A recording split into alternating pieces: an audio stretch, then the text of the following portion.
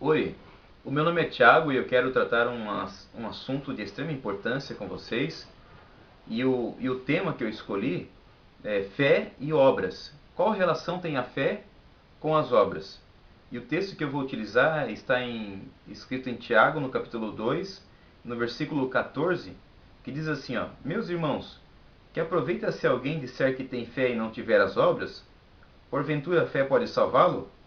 E se o irmão ou a irmã estiverem nus, com falta de mantimento cotidiano, e algum de vocês falar, vá em paz, aquietai-vos e fartai-vos, e não der as coisas necessárias para o corpo, que proveito virá dali? Assim também a fé, se não tiver obras, é morta em si mesma. Aqui o apóstolo Tiago, ele está enfatizando a necessidade de demonstrar a fé através das atitudes. E quando ele vai falar que a fé sem as atitudes que demonstram fé não tem valor nenhum, ele cita o exemplo das boas obras. Por isso que o exemplo que ele dá é assim, ó: se você vê uma pessoa passando necessidade e falar para essa pessoa, vá em paz, vai lá se esquentar, vai lá vestir alguma coisa, né? E você não fazer o bem para essa pessoa, não adianta nada, não tem proveito nenhum, não tem valor nenhum nisso. Então, exatamente dessa forma, não tem valor nenhum você falar que você tem fé e não tomar uma atitude em relação a essa fé. É isso. Então, existem pessoas que confundem essa passagem aqui e acham que Tiago está dizendo que para você demonstrar que você tem fé, você tem que praticar boas obras. Boas obras no caso de atender às necessidades do seu próximo, mas não é isso. O apóstolo Tiago está enfatizando a necessidade de você ter fé e demonstrar essa fé através das atitudes, atitudes que demonstram fé. Olha só, no versículo 19 ele está dizendo assim, ó: você crê que existe um único Deus? Fazes bem. Também os demônios crê e estremecem. Então aqui a doutrina, a palavra aqui que Tiago está demonstrando é justamente isso. É você dizer assim, eu acredito em Deus, eu creio em Deus. E talvez você é assim. Você diz assim, ó, eu creio em Deus. Eu creio que existe um único Deus. Eu creio que Jesus morreu pelos meus pecados. Eu creio que foi um Deus que criou todas as coisas. E isso é muito bom.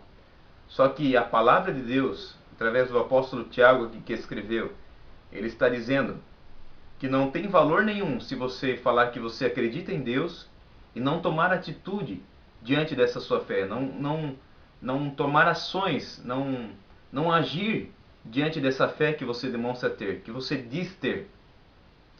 E um grande exemplo para ficar bem claro que as obras, as boas obras, as obras de amor, as obras de caridade, praticar boas ações não levam à salvação. Um dos grandes exemplos assim da Bíblia Sagrada que eu gosto bastante é o ladrão da cruz.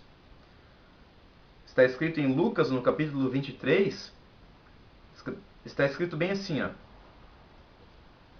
um dos malfeitores estava pendurado, blasfemava de Jesus, dizendo: se tu és o Cristo, salva-te a ti mesmo e a nós. Porém o outro respondeu, repreendia, dizendo: tu nem agora teme a Deus, estando na mesma condenação?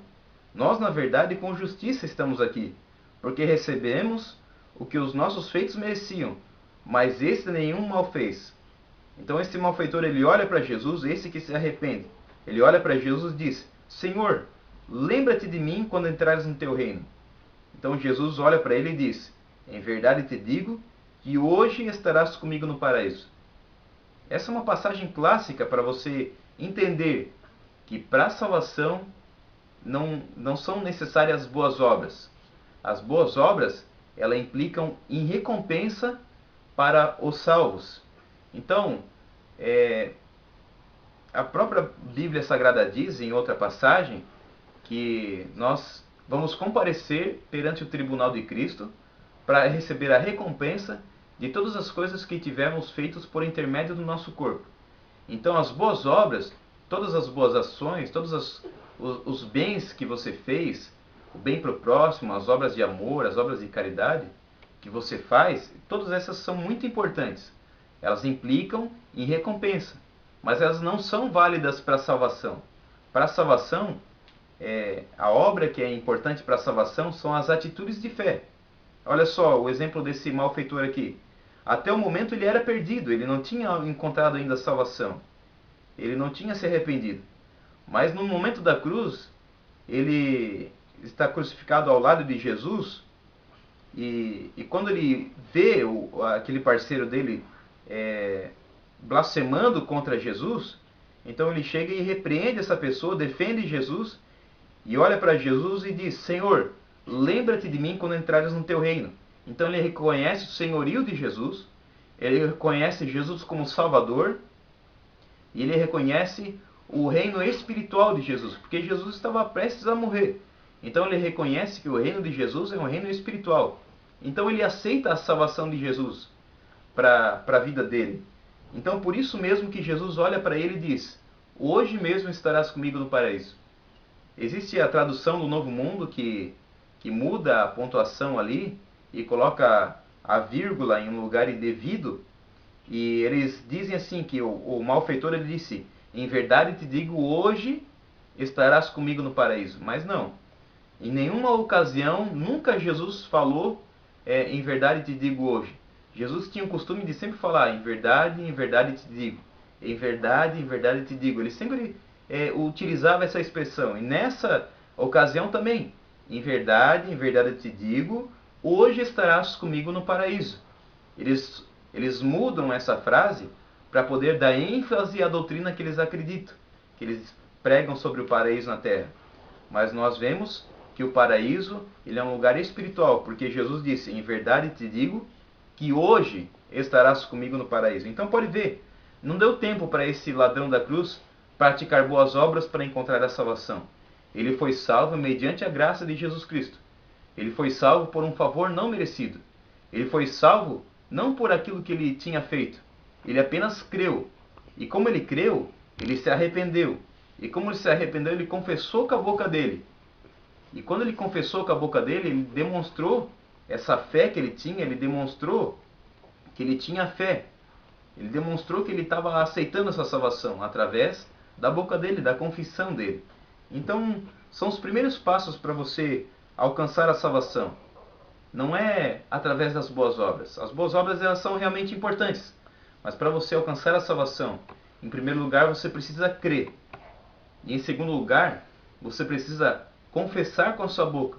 Porque a Bíblia Sagrada diz que se confessares ao Senhor Jesus, em teu coração crer que Deus o ressuscitou dos mortos, será salvo. Então, o primeiro passo é você crer. Você também precisa confessar. E você, depois disso, você precisa produzir frutos dignos de arrependimento. Então você vai viver uma nova vida depois disso. Então a salvação, ela é pela graça. Ela é favor não merecido. A salvação não é mérito nosso. A salvação é por aquilo que Jesus já fez por nós. Então a relação de fé com obras é justamente isso. A fé, ela precisa ser seguida de atitudes que demonstram essa fé. Não tem nada a ver com boas obras, obras de caridade. Não. As boas obras, elas implicam em recompensa. Agora, a fé, a relação fé e obras, ela está relacionada a obras que são a mesma coisa que atitudes, ou seja, atitudes que demonstram fé. Então, se você já acredita em Deus, se você já acredita que Jesus morreu pelos seus pecados, tome uma posição em relação a essa salvação. Porque a salvação ela é uma oportunidade. Jesus morreu por todas as pessoas. Jesus morreu para dar oportunidade a todos. Todas as pessoas do mundo têm acesso. Todas as pessoas do mundo têm a oportunidade. Só que você precisa então tomar uma atitude em relação a essa salvação.